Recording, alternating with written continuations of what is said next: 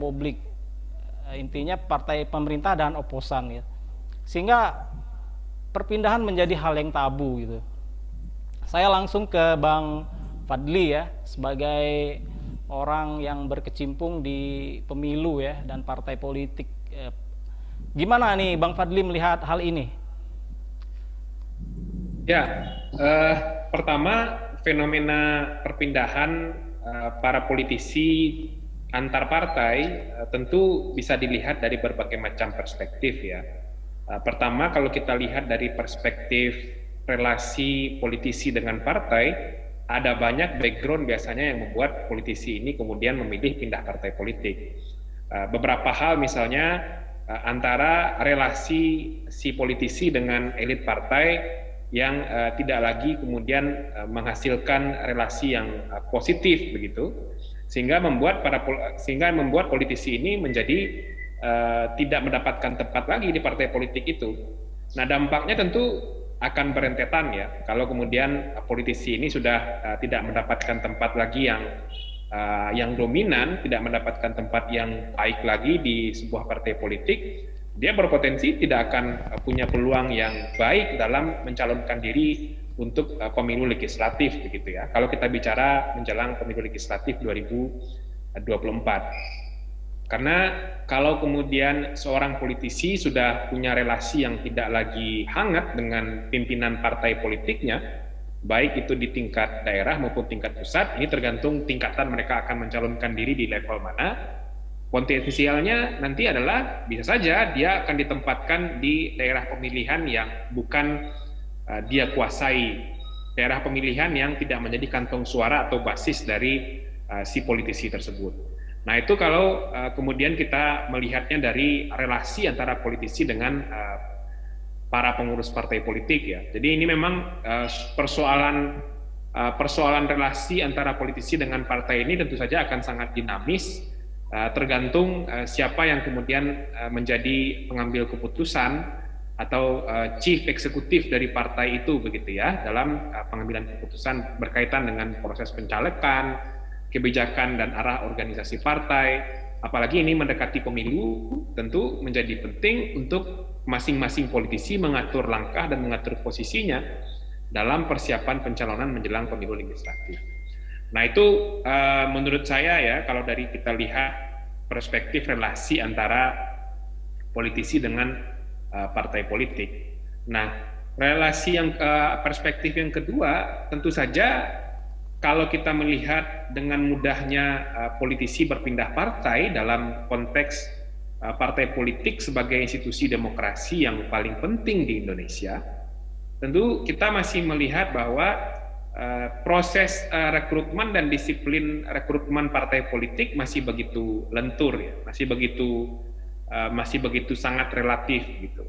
Bahkan perpindahan partai oleh politisi itu bisa saja terjadi dalam waktu yang begitu cepat, dalam waktu yang begitu singkat menjelang proses pendaftaran calon anggota legislatif atau pendaftaran partai politik calon peserta pemilu.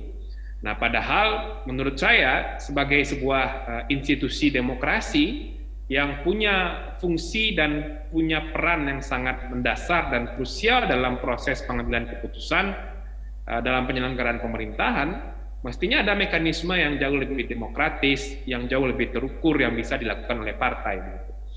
Bahwa ada politisi atau ada kader partai politik yang masuk atau berpindah partai, ya itu merupakan sesuatu yang lazim saja begitu ya.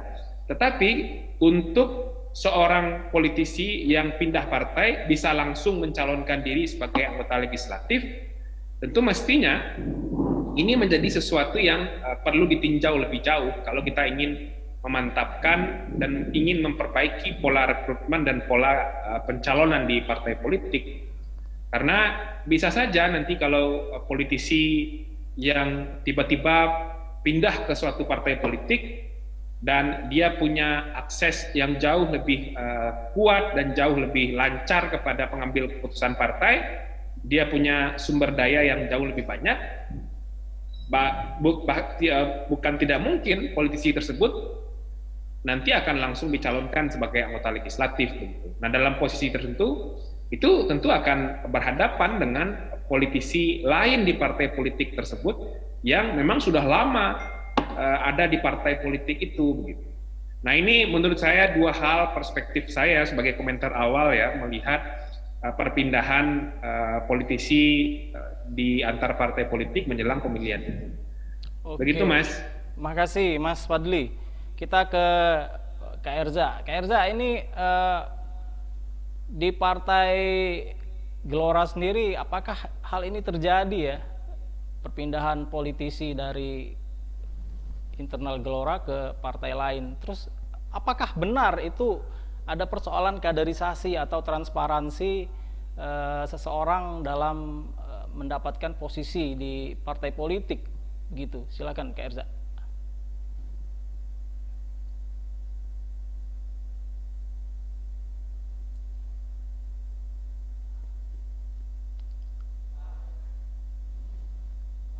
Suara Kak Erza belum masuk di sini.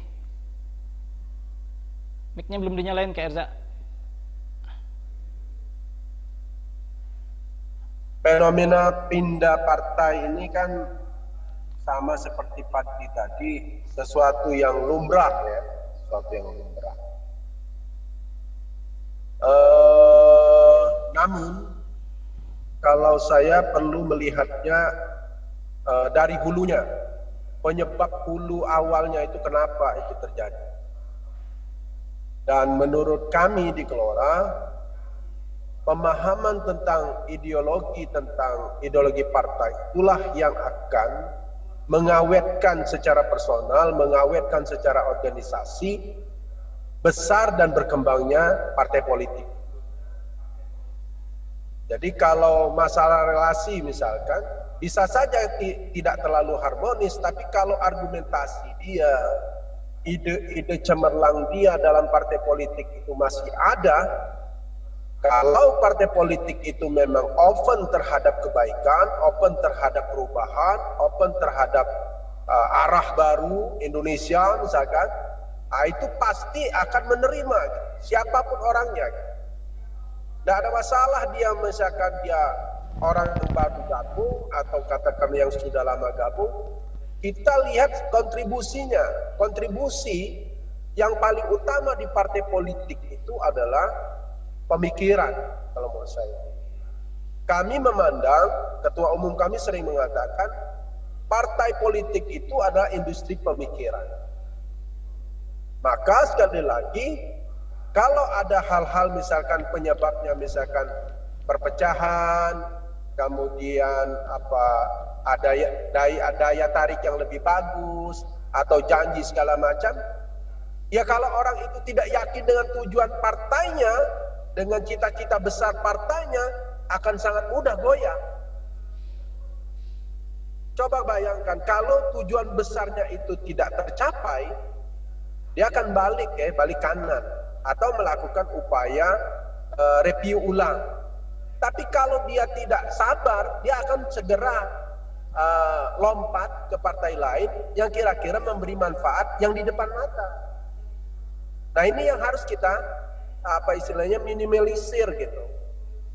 Saya tidak ada masalah kalau ada orang yang berpindah dari partai A, tidak ada masalah, tapi jangan sampai kualitas demokrasi kita hanya diukur oleh tarikan-tarikan yang seperti itu saja.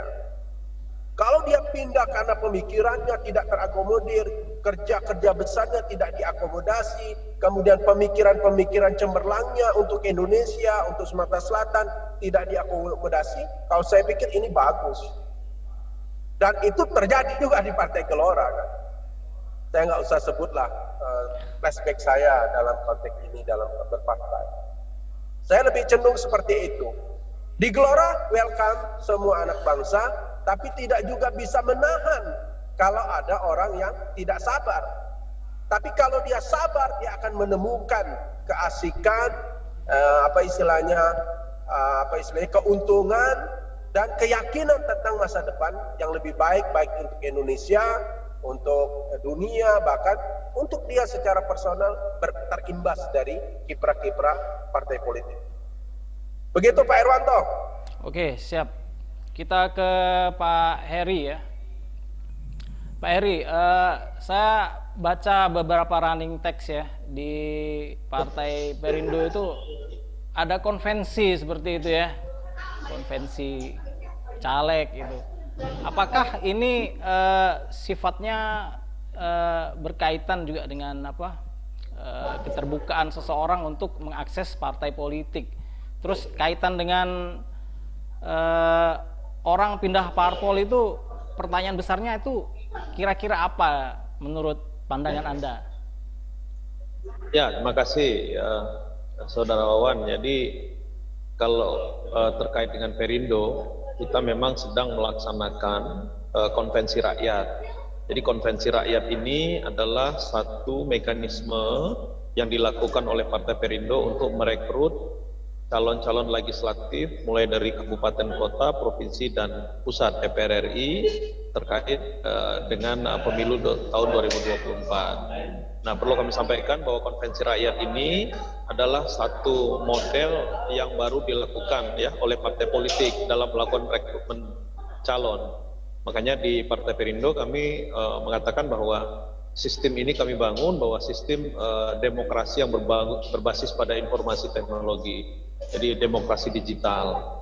Nah, ini sekaligus membuka ruang kepada seluruh masyarakat untuk mereka terlibat ya langsung di dalam mencalonkan diri sebagai calon anggota legislatif. Nah, selama ini kan kita tahu bahwa partai politik di dalam penyusunan caleg itu tidak terbuka begitu ya. Nah, makanya di dalam menghadapi pemilu 2024, Partai Perindo menggagas satu program konvensi rakyat yang memberikan ruang seluas-luasnya, termasuk juga masyarakat di Sumatera Selatan ya, untuk maju mencalonkan diri dari Partai Perindo. Nah, itu terkait dengan konvensi rakyat. Artinya apa? Upaya-upaya yang dilakukan oleh Partai Perindo terkait dengan memberikan kesempatan kepada semua tokoh masyarakat dari berbagai komponen ya atau elemen yang ada, baik itu dari kalangan anak muda, perempuan, lalu kemudian berbagai macam profesi. Nah, itu silahkan saja, dan sistemnya sangat mudah melalui website atau situs www.konvensirakyat.com itu yang digelar oleh Partai Perindo. Nah, terkait dengan fenomena politisi pindah partai politik, menurut hemat saya itu tidak bisa dihindari sepanjang sistem pemilu kita ya, sistem elektoral kita juga yang kemudian memaksa bukan hanya pada politisinya. Jadi seolah-olah ketika pindah partai ini kan yang menjadi kambing hitam atau tertuduh itu kan politisinya ya, yang lebih besar. Padahal juga partai-partai politik itu di dalam setiap kontestasi selalu saja mereka berburu ya, ibarat Liga Inggris atau Liga Italia gitu ya, setiap musim itu mereka berburu pemain. Nah, tentu ini tidak terlepas dari sistem pemilu, satu hal yang mungkin juga perlu kita lihat. Nah, kalau alasan-alasan mengapa pindah partai, menurut hemat saya ada banyak alasan ya, ada banyak alasan ya.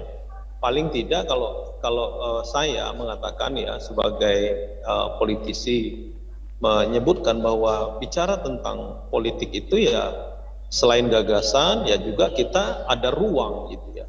Apa yang kita pikirkan, gagasan-gagasan kita tentang kebangsaan ini, tentang negara ini, apabila ada ruang-ruang yang diberikan di rumah partai politik, ya tentu kita akan merasa apa yang kita pikirkan, apa yang kita ingin laksanakan tentang gagasan-gagasan, dan gagasan itu bisa dilaksanakan, ya tentu peluang untuk pindah itu semakin tipis, tidak ada. Tapi apabila ruang-ruang kita untuk menyampaikan sesuatu, lalu kemudian melakukan aksi, kesempatan kita untuk berbuat itu tidak ada, ya tentu peluang ya atau kans kita untuk melihat atau rumah baru itu pasti akan terbuka lebar ya. Nah, kalau soal ideologi ya tentu ya di kita ini kan memang ada partai nasionalis dan partai berbasis pada agama ya. Tapi ya tentu dari semua itu sangat sulit, apalagi dalam suasana seperti sekarang ya, banyak juga ya misalnya politisi-politisi yang tadinya dari politisi berbasis ideologi agamis itu pindah ke partai nasionalis, pun sebaliknya. Nah, itu yang saya lihat, fenomena itu yang saya lihat seperti itu. Oke, kita balik lagi ke Bang Fadli. Bang, banyak pengamat mengatakan politisi yang pindah partai itu karena lemahnya mekanisme partai politik dalam merekrut caleg, sehingga ya ruang untuk pindah itu ya leluasa saja itu. Apakah benar seperti itu, Bang? Ya, bahwa memang partai politik kita masih terus mencari formula untuk melakukan kaderisasi dan rekrutmen politik. Kita bisa melihat ya berbagai macam upaya dan berbagai macam inisiatif dilakukan oleh beberapa partai politik kita. Jadi misalnya Bang Heri cerita soal apa yang sedang dilakukan oleh Partai Perindo melakukan konferensi rakyat. Ini kan salah satu metode yang kemudian digunakan untuk melakukan rekrutmen politik dalam persiapan menuju pemilu 2024. Nah, tetapi dalam skala yang jauh lebih besar menurut saya memang partai politik kita masih punya pekerjaan rumah untuk terus membangun sistem kaderisasi dan rekrutmen politik agar terbangunnya sebuah mekanisme demokrasi di internal partai politik. Saya sepenuhnya sepakat dengan tadi yang apa yang disampaikan oleh Bang Herza juga. Misalnya ada situasi di mana ada banyak kader partai politik ketika dia berada di dalam organisasi partai politik itu banyak ide, banyak gagasan, banyak semacam inisiatif dia yang tidak terakomodir dengan baik di partai. Sebagai suatu dinamika organisasi itu sesuatu yang biasa menurut saya. Tapi ketika itu sudah melanggar hal yang prinsip, tentu tidak mungkin dia tetap bertahan di partai politik tersebut, gitu ya. Nah, tetapi ketika akan pindah ke partai politik lain, ada beberapa hal yang juga perlu untuk kita diskusikan menurut saya, dan saya yakin teman-teman partai politik juga merasa ini hal yang penting untuk kemudian dibangun sebuah sistem yang demokratis dan fair di partai politik misalnya ya. Bahwa kalau ada satu kader baru atau figur baru yang baru masuk ke partai politik, itu memang harus hati-hati betul. Jangan sampai misalnya ada figur baru pindah ke partai politik, tiba-tiba ketika momen pencalonan di proses pemilu datang, dia malah kemudian menyingkirkan kader partai politik yang lain yang sudah lama begitu membangun karir, membangun pengabdian di satu institusi partai. Hanya misalnya dengan alasan orang yang baru masuk ini punya jejaring yang luar biasa, punya sumber daya yang luar biasa, dan punya kedekatan dengan pengambil keputusan di partai. Dan beberapa fenomena seperti itu terjadi menurut saya di beberapa partai politik. Saya kira Bang Erza dan Bang Heri juga bisa bercerita soal-soal seperti itu. Tapi saya sih optimis ya bahwa partai politik kita akan terus mencari formula yang lebih fair, yang lebih demokratis, agar proses pengambilan keputusan di partai, baik dalam proses pencalekan, baik mengambil keputusan dan sikap partai untuk parlemen misalnya, itu memang harus terus-menerus dibangun sedemokratis mungkin.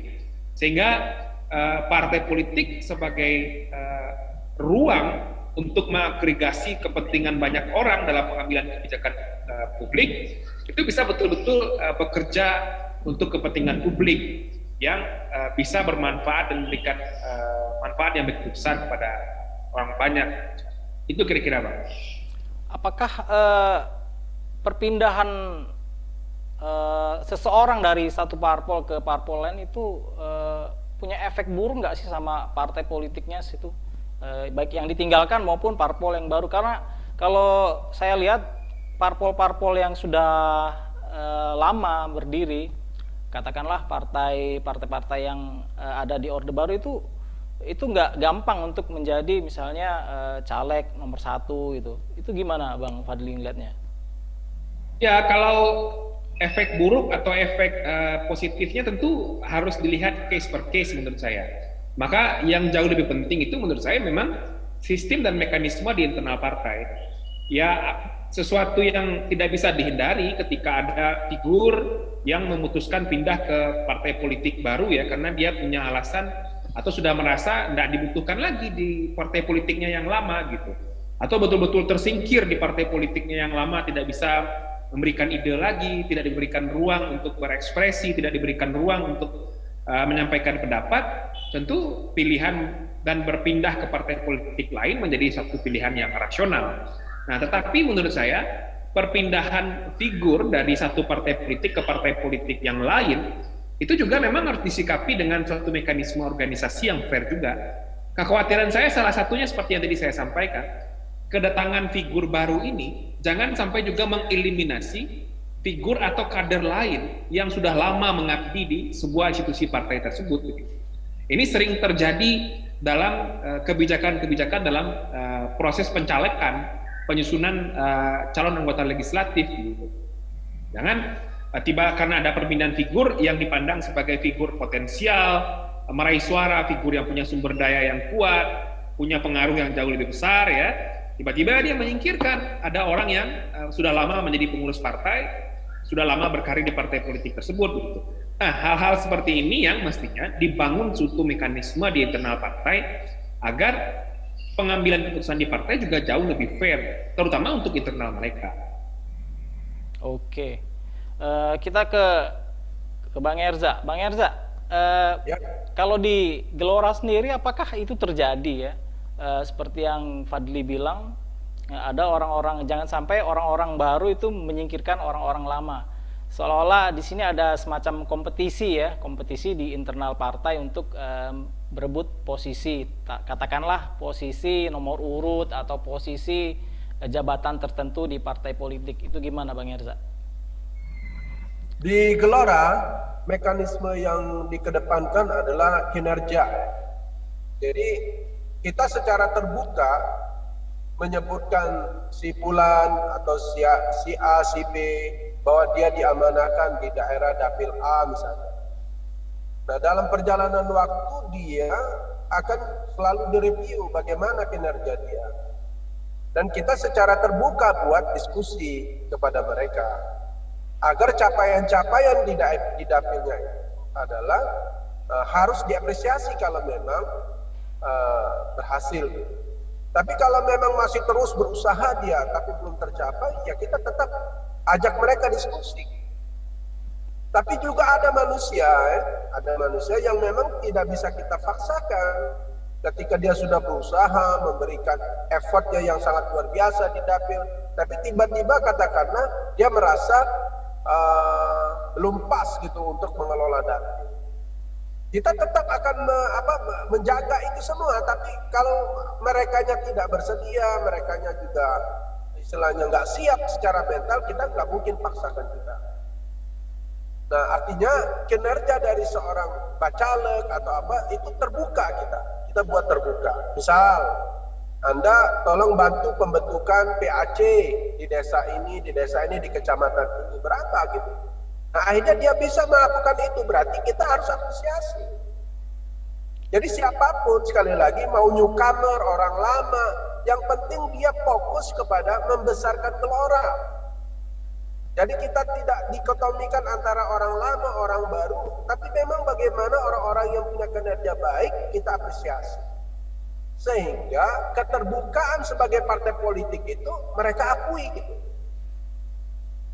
Tidak ada terah misalkan pemegang tampuk kursi nomor urut ini, enggak ada gitu.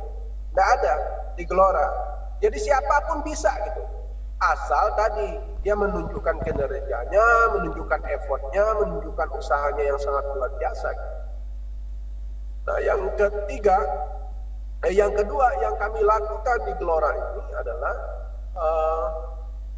menumbuhkan penguasaan teritori secara signifikan.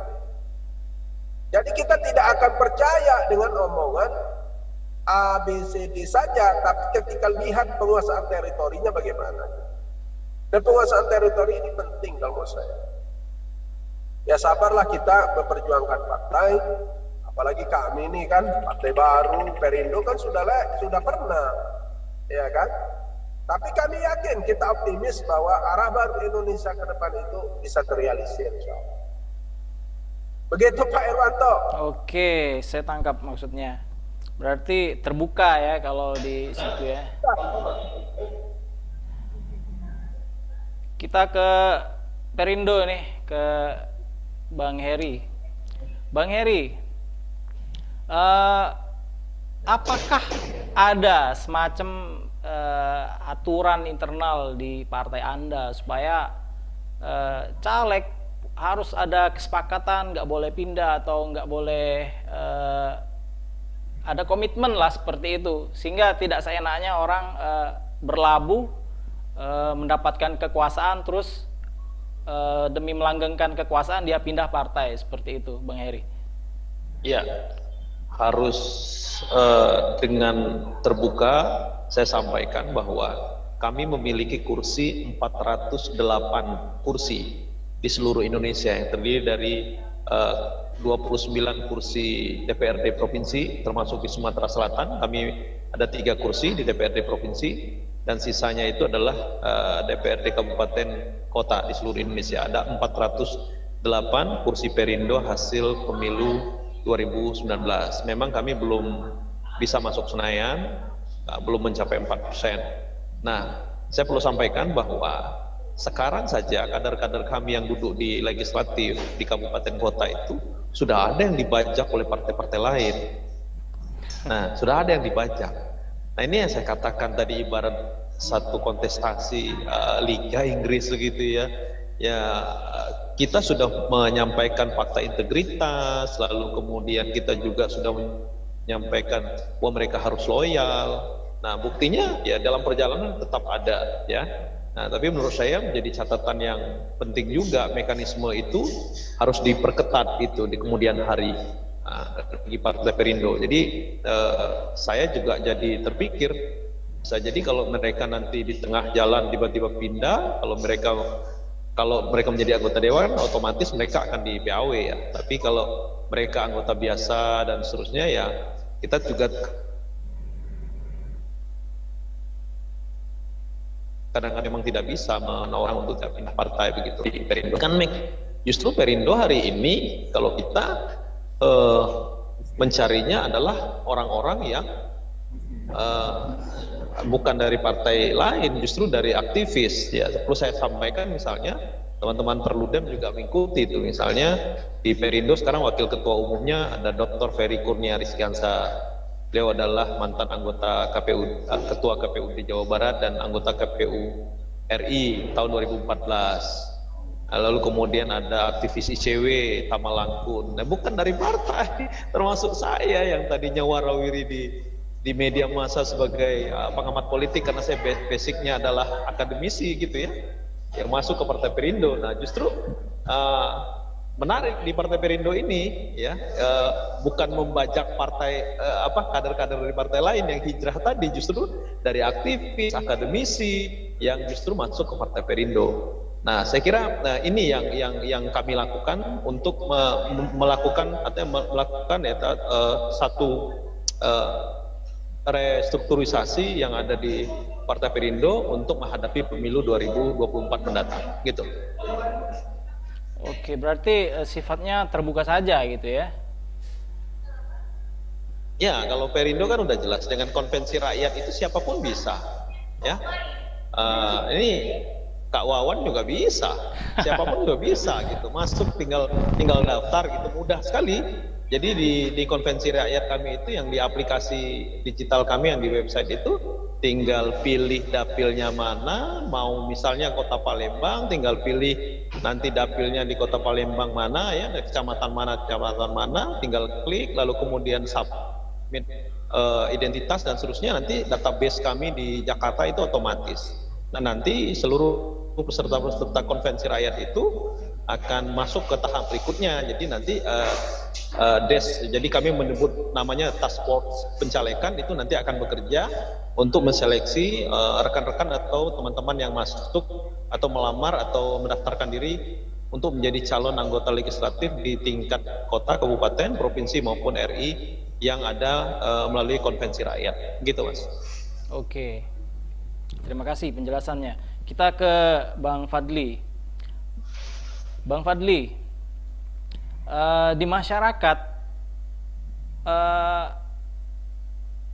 mereka yang punya modal besar itu ya jadi rebutan partai politik, seolah-olah partai ini apa ya istilahnya, ya mereka yang punya inilah, yang punya dekat dengan akses kekuasaan, punya modal, itu mereka yang diprioritaskan untuk duduk di posisi-posisi strategis, sehingga terjadi pembajakan seperti itu. Apalagi sekarang partai-partai politik baru bermunculan. Apakah ini akan apa ya, kematangan partai politik itu jadi nggak selesai seperti itu ya? Seperti itu. Apakah akan berdampak pada sistem politik kita ini, sehingga partai nggak pernah bisa matang, nggak pernah apa ya, ya orientasinya kekuasaan seperti itu. Silakan Bang Fadli.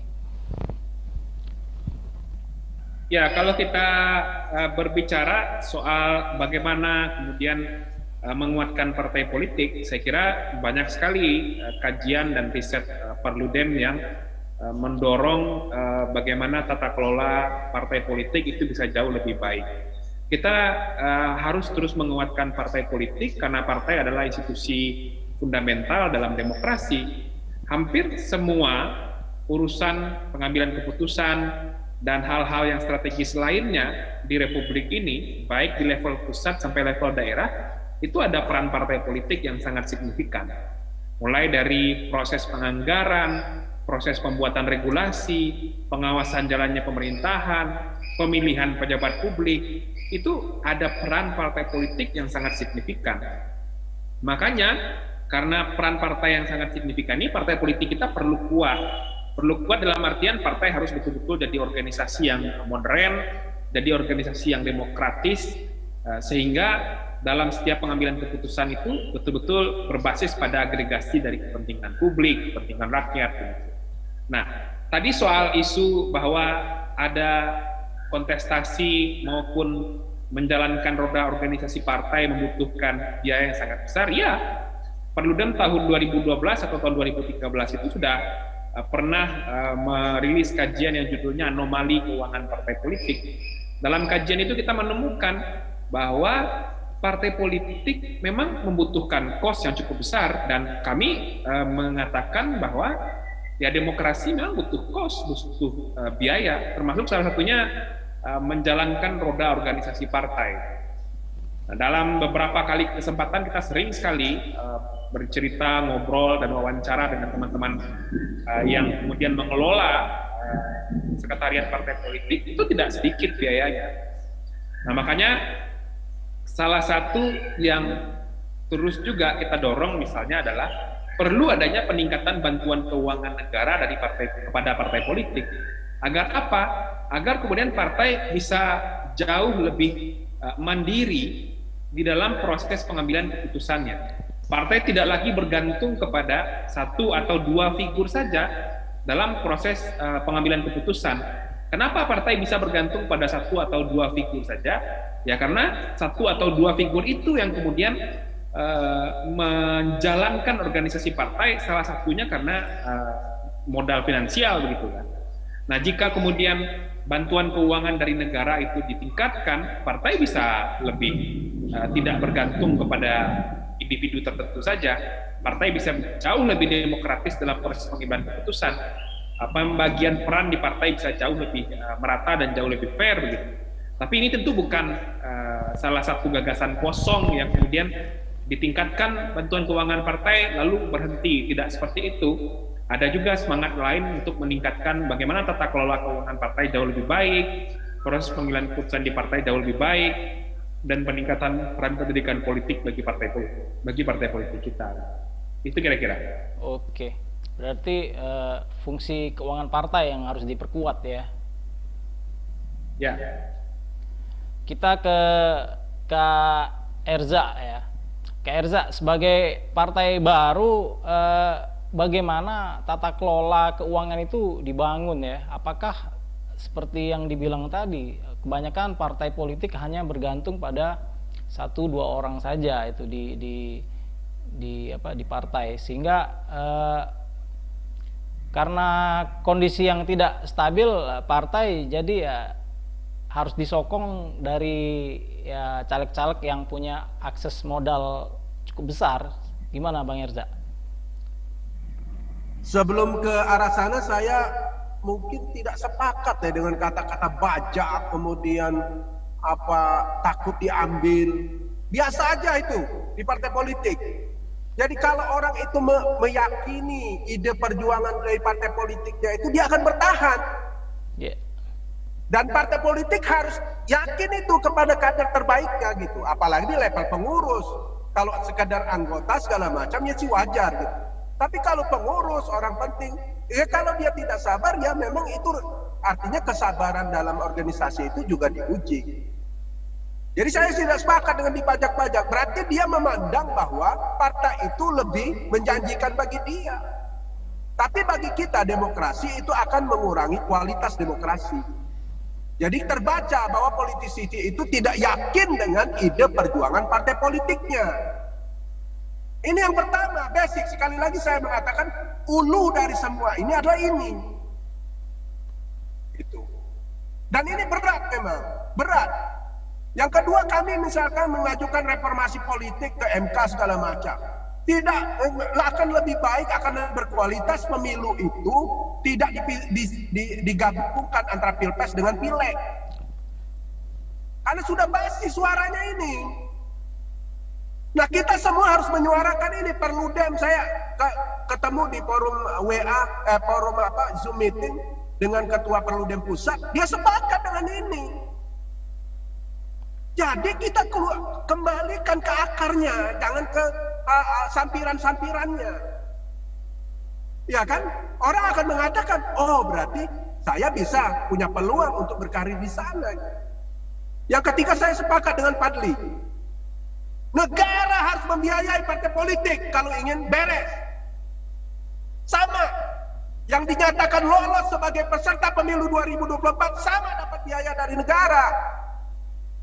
Jadi starting pointnya sama gitu. Kalau masalah hasilnya bagaimana, itu urusan partai itu mempertanggungjawabkannya. Kan ada mekanismenya, pengawas pemilu segala macam. Nah ini kita serahkan aja. Tapi Partai Gelora siap untuk itu semua gitu. Kalau sekarang mau dievaluasi tentang keuangan dari mana? Urunan ini. Tapi maksud saya, kita yakin dengan ide ini yang penting. Saya mengajak kawan Pak Heri Budianto, Pak Paduli segala macam menyuarakan ini. Semuanya harus direformasi. Harus yakin bahwa kalau kita ingin mengelola negara ini secara baik, yang ideal ini harus kita sampaikan di mana-mana. Mungkin orang masih menganggap menganggap sesuatu yang aneh gitu. Nggak apa-apa. Masih ada waktu ini. Insya Allah lebih dari 2 tahun. Perubahan politik itu bisa bekerja dalam satuan waktu yang tidak terduga. Ya kan? Nah, kita harus yakin bahwa ketika partai politik itu mampu melahirkan ide-ide jenial, ide-ide cerdas, berani menyuarakan apa adanya, dia akan mendapatkan simpati. Gitu. Kami bahkan mengatakan, hendaknya 0% presiden threshold, parliamentary threshold. Nggak apa-apa. Nanti kan teruji juga. Itu. Jangan kita anggap sesuatu yang sudah diputuskan itu tidak bisa dirubah. Nah, argumentasi di MK segala macam ini harus kita perkuat. Selama ini, saya mohon maaf ya, kalau nggak salah yang mengajukan ke MK itu personal, bukan partai politik. Sekarang Partai Gelora mengajukan secara resmi. Ayo itu Perindo, ayo yang lain. Jangan diam. Kita harus merubah sejarah. Jangan diam di atas semua ini. Indonesia sangat luar biasa. Insya Allah Indonesia akan maju. Akan berkualitas insya Allah. Malu kita. SEA Games aja kita ranking 3. Padahal dulu kita nomor 1 terus. Ini ada apa? Pengelolaan sekali lagi.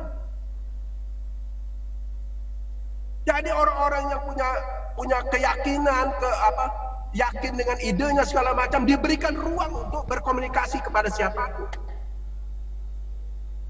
Ya, nah ini risikonya yakin apa tidak?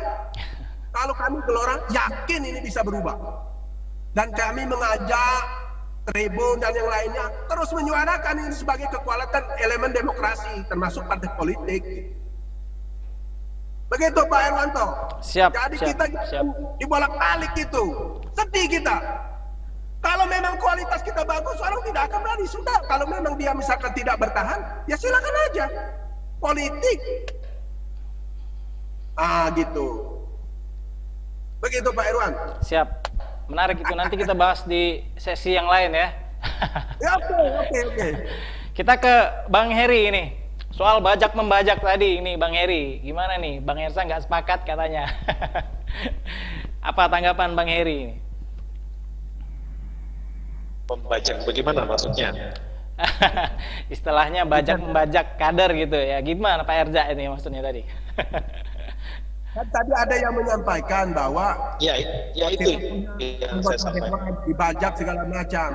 Nah ini kan harus ada komunikasi politik ya, komunikasi politik ke mereka. Dibuat mekanisme yang jelas. Kami belum ada nih sebenarnya. Tapi kan kami alhamdulillah ada beberapa orang yang sudah pernah di Dewan. Gitu. Jadi biarkan dia diberikan itu.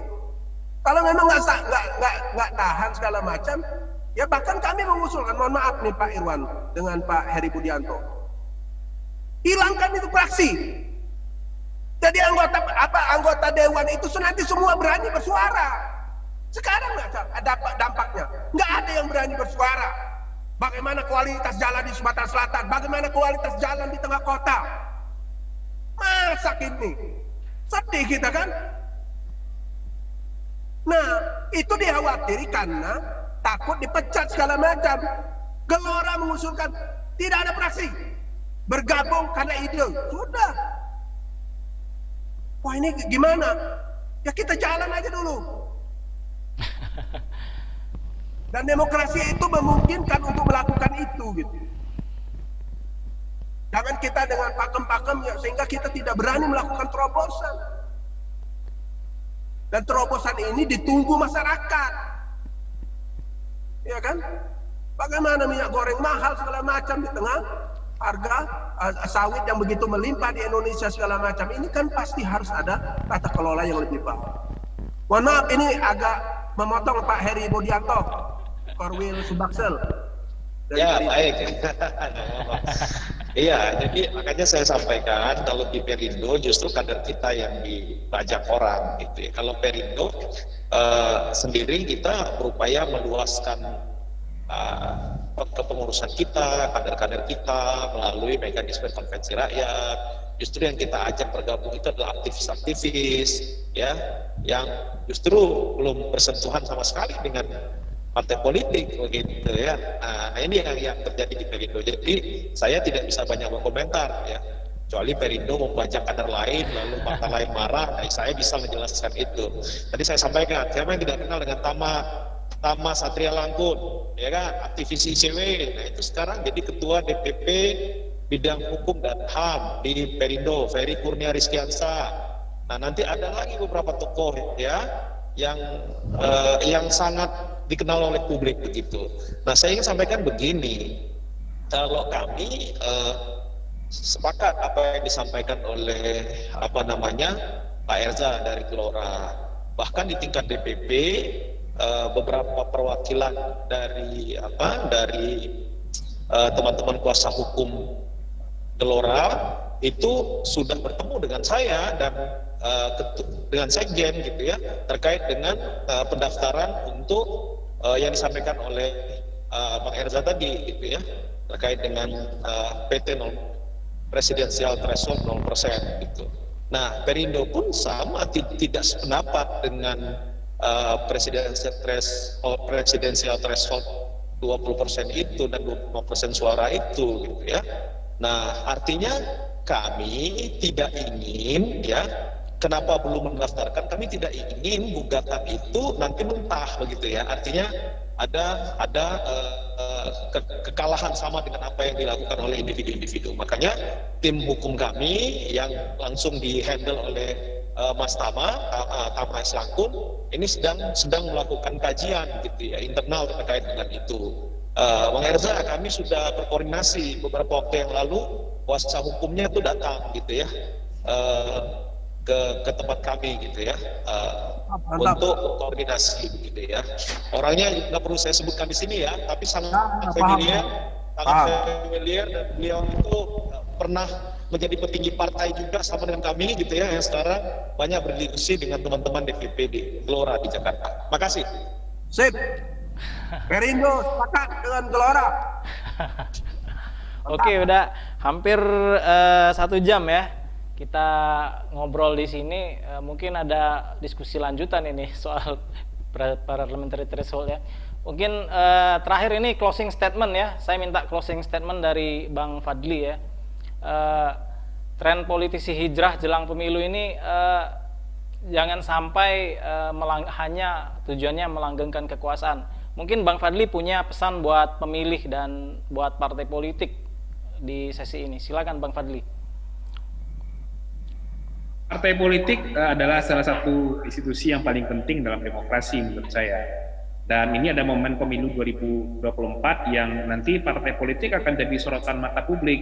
Bagaimana partai dalam melakukan rekrutmen politik untuk caleg, bagaimana partai nanti akan berkampanye, bagaimana partai nanti akan menyampaikan platformnya, program kerjanya selama 5 tahun ke depan, itu nanti akan jadi ujian bagi partai untuk meyakinkan pemilih.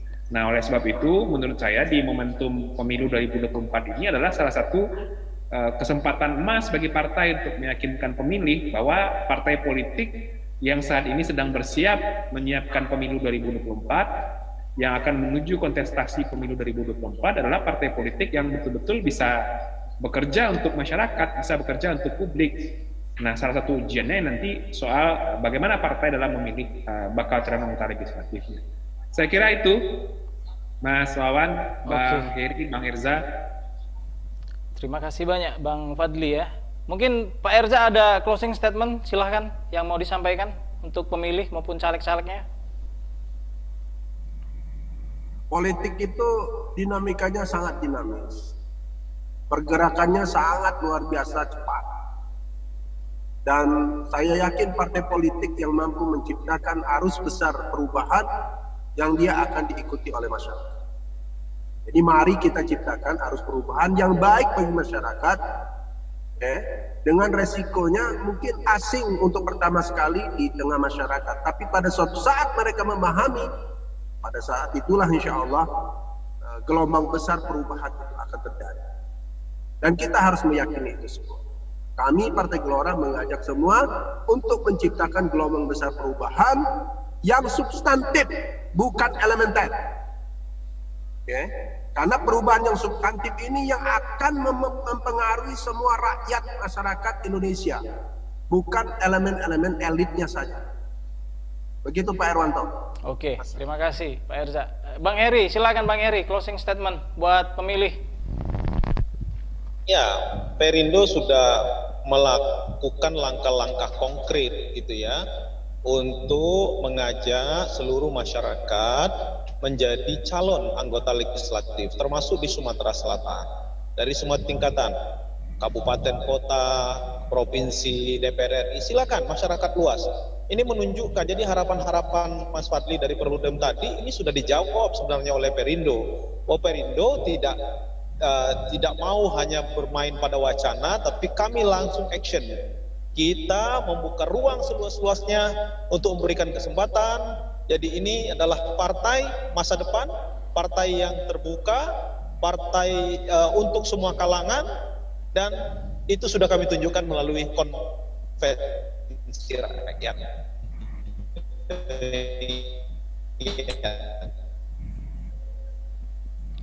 Oke, terima kasih Bang Heri. Tribuners, demikian bincang-bincang kita dengan para pimpinan partai politik dan dengan aktivis Perludem. Mudah-mudahan kita bisa jumpa lagi dengan tema-tema yang lebih menarik pada pekan mendatang. Wassalamualaikum. Terima kasih Bapak-Bapak. Waalaikumsalam. Mohon maaf kalau ada kata-kata yang kurang berkenan. Ya, sama-sama Kak Erza. Makasih Bang Fadli, Bang Erza, Kak Eri. Assalamualaikum. Waalaikumsalam. Salam.